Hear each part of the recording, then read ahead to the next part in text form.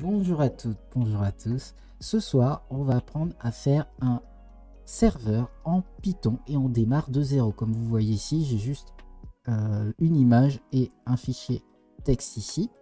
Donc première chose, on va pas faire l'installation, mais je vais vous montrer rapidement où est-ce qu'on peut installer le tout. Donc vous allez sur ce lien python.org/downloads. Vous descendez un petit peu et là vous allez avoir les downloads. Donc on va prendre la dernière version en date, la 3.9.7.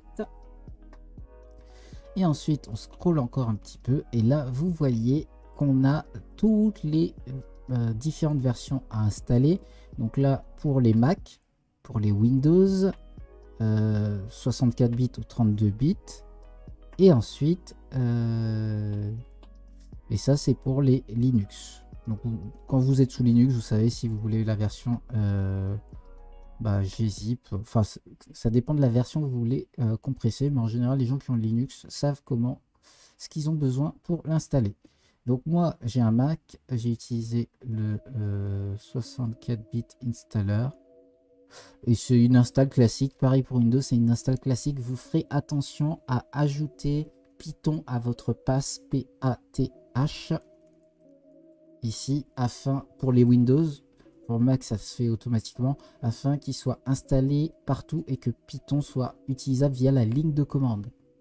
Une fois que vous avez fait ça, c'est tout bon. Vous lancez l'installation, bien sûr, vous double-cliquez sur l'exécutable, vous attendez la fin de l'installation et ensuite vous ouvrez votre terminal après l'avoir installé. Une fois que c'est fait, vous pourrez utiliser Python 3, puisque c'est la version 3. Et nous, on va se créer un serveur web. Donc pour créer un serveur web en Python, on va d'abord utiliser Flask, qui est un framework qui permet de créer des serveurs web. Donc en général sur la chaîne, on fait beaucoup de JavaScript. Donc si je vais faire des parallèles avec Express et JavaScript parce qu'on l'a pas mal utilisé. Et donc ici, donc Flask, c'est l'équivalent d'Express ou de Fastify et d'autres frameworks de serveurs web sur Node.js. Nous, ce qu'on va faire, c'est qu'on va installer le module Flask. Et donc pour ça, on va faire... donc normalement, il y a pip, mais on va plus l'utiliser. Puisque je crois qu'avec Python 3, on peut directement installer et à partir de la 3.4, je crois, il n'y a plus besoin d'utiliser pip. Voilà, donc, enfin si, pip est déjà préinstallé. Donc python-m pip install. Et là, j'utilise Flask. Pour info, j'ai appris Python, enfin j'ai appris pas Python non plus, mais ah oui, je l'avais déjà installé, c'est pour ça. Donc il me dit que c'est déjà satisfied, donc il n'y a pas de souci, il est déjà installé. On va clear.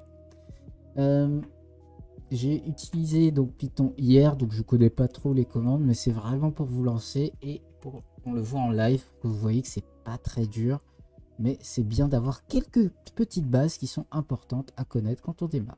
Donc c'est bon, on a download installé et installé Flask aussi. Ce qu'on va faire maintenant, c'est qu'on va lancer notre première page et on va créer notre premier script. Donc on va l'appeler app.py, pardon. C'est l'extension acceptée pour Python. Et vous voyez que dès que j'ai mis py, hop, il m'a mis le petit logo de Python. Donc VS Code le connaît. Après, peu importe votre éditeur de texte, ça fonctionnera aussi. Une fois qu'on a ça, eh bien, on va commencer à coder notre première page en Flask. Et donc, on va importer, donc from Flask import. Donc, on va choisir tout ce qu'on va importer de Flask. Donc, on a installé Flask. Et donc, à partir de ce Flask, on va importer Flask avec un F majuscule. Et on va créer une variable. Pour créer une variable, il n'y a pas de mot-clé. C'est directement app. Et ensuite, on instancie le Flask avec le name ici et on va créer notre première route, notre premier lien pour pouvoir accéder à notre serveur via le navigateur. Et cette route va avoir comme lien slash, puisque ça va être la route par défaut de notre site web. Ensuite, on va créer une fonction, la def main. Donc on choisit le nom en fait. Donc ici on choisit le nom et on peut l'appeler blabla. Donc ça c'est le nom qu'on a choisi. Et cette fonction est attachée à notre route et elle va return simplement hello le stream. YouTube et Twitch. Hop. Et alors on va tester ça, mais avant ça on a juste créé la route. Et je ne l'ai pas précisé, mais si vous avez jamais fait de Python et vous sortez de JavaScript, comme vous l'avez vu, il n'y a pas d'accolade. En fait, tout se gère avec les indentations en Python.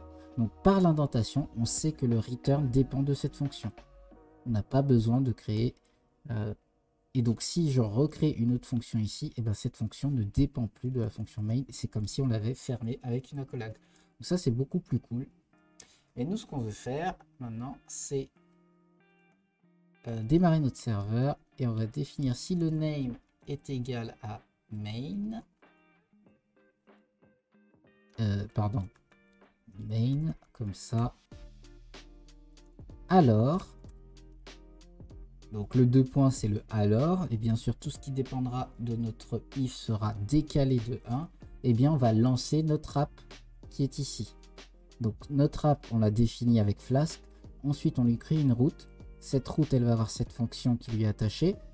Et nous, l'app, une fois qu'on a mis en place toutes nos routes, on va la run, et pas créer d'autres routes, avec plusieurs paramètres. Debug égale true. Et le true, comparé à JavaScript, c'est un T majuscule. Et le false, c'est un F majuscule. Ensuite, on va créer un host en 0.0.0 et il va automatiquement se mettre sur le localhost ou choisir ce qui a été défini par les variables d'environnement. Et pour faire un petit clin d'œil à JavaScript et à Node.js, on va partir sur le port 3000. Et maintenant, on va lancer notre serveur et on va faire Python 3. Hop. Et on va regarder ce qui s'y passe. Et là, vous voyez, il a démarré.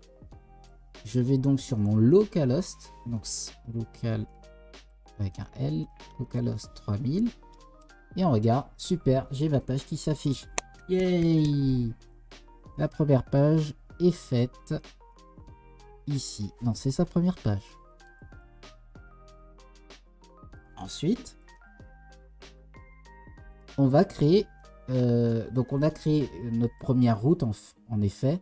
Et là on va créer une meilleure route, on va dire, enfin une autre route pour que vous compreniez un peu comment ça fonctionne. Donc je vais créer une route qui cette fois va s'appeler about, donc une about page. Et cette about page, elle va avoir une def ici, donc on va créer, elle va avoir une sorte de callback de fonction attachée à cette route, c'est-à-dire que quand on appelle cette route, telle fonction va s'exécuter, qu'on va appeler about, et cette fonction, elle va return cette fois about page, voilà, tout simplement. Et vous voyez, quand j'ai sauvegardé, ça a redémarré le serveur, c'est-à-dire que le serveur, il est live reload, donc j'ai pas besoin de redémarrer le serveur. Plutôt que de envoyer du texte brut, on peut même pas mettre de CSS là-dessus, eh bien on va créer une vraie page HTML dans laquelle on va pouvoir faire de l'HTML. Et bien, moi, ça va très bien, merci. Je ne mange pas encore, mais juste après. Est-ce que tu as déjà fait du Python avec dir avant? Donc, pour ça, pour utiliser une page HTML, on va utiliser un template. Et en fait, Flask, par défaut, dès qu'on lance Flask, il considère que vous savez déjà qu'il va utiliser le dossier templates dans lequel il va attendre des fichiers HTML. Donc on va créer l'index.html. Cet index HTML, on va le créer directement avec le shortcut de VS Code. Donc je tape juste point d'exclamation, tabulation.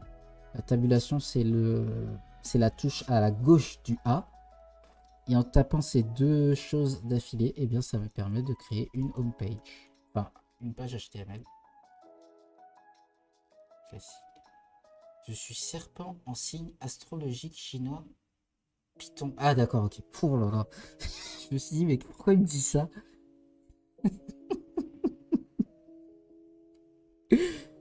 Oui, non, mais je viens de comprendre, mais je me suis dit, oula, mais je sais pas, quelle question j'ai posée juste avant.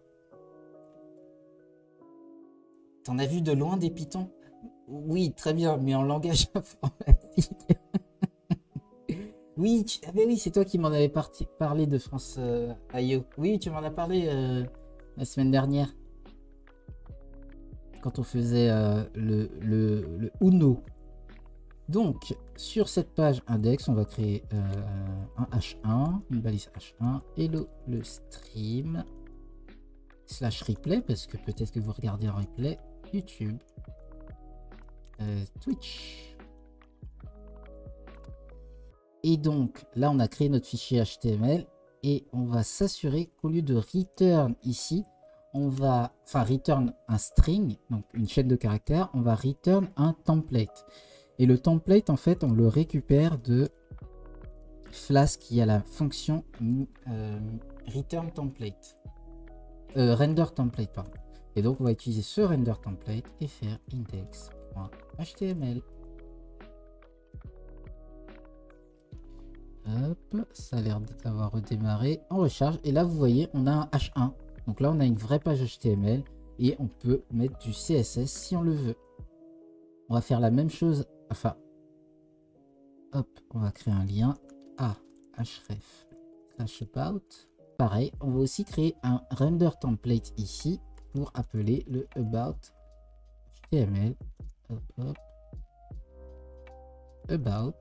Et cet about, qu'est-ce qu'il va faire? Ben, il va juste simplement afficher h1 about et un lien href vers la home.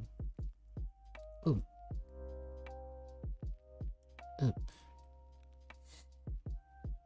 Et maintenant qu'on a créé notre template, on va faire un render template, pareil, sur le about.html.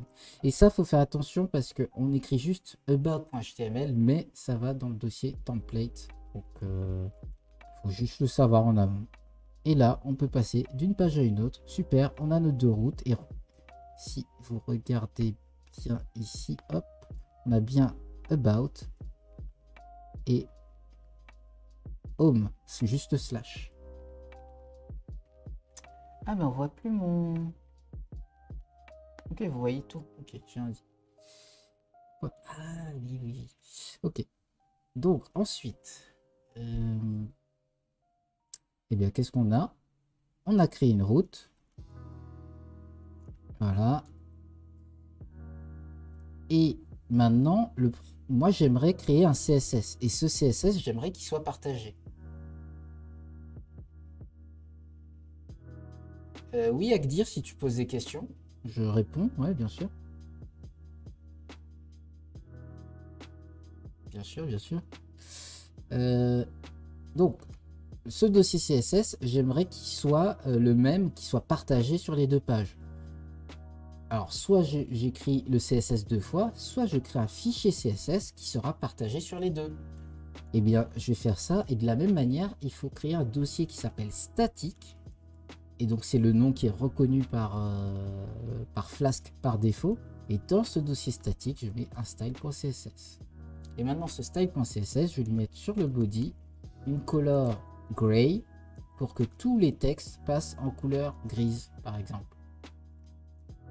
Et maintenant que j'ai créé ce color gray, et bien hop, enfin je vais appeler mon statique style.css. Quel Discord? J'ai qu'un Discord.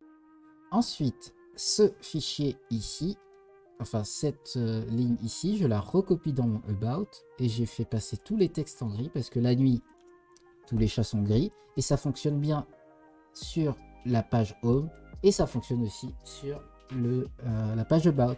Donc là, j'ai partagé avec un dossier statique les informations les pages, les fichiers statiques de mon serveur.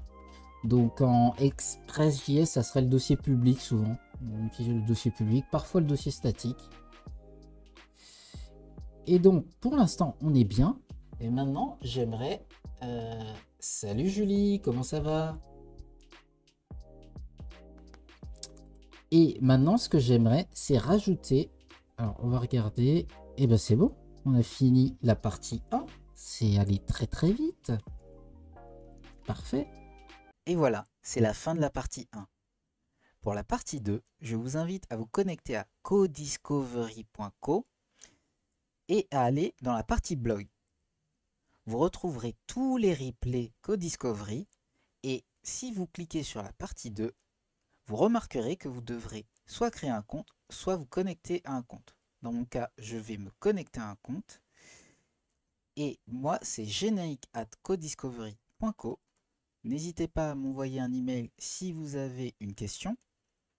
Soit je reprends le lien blog ou j'utilise la fonction de recherche. Et là, je peux utiliser un mot-clé de la vidéo YouTube. Dans mon cas, c'est multijoueur. Je tape entrée et je retrouve toutes les vidéos avec le mot-clé multijoueur. Ici, on reclique sur la partie 2 et cette fois, elle est accessible. Vous avez bien sûr la vidéo de la partie 2, un rappel avec la vidéo de la partie 1 et surtout le code source afin d'utiliser le code de fin de projet qui fonctionne. Voilà, bon code et à un prochain live.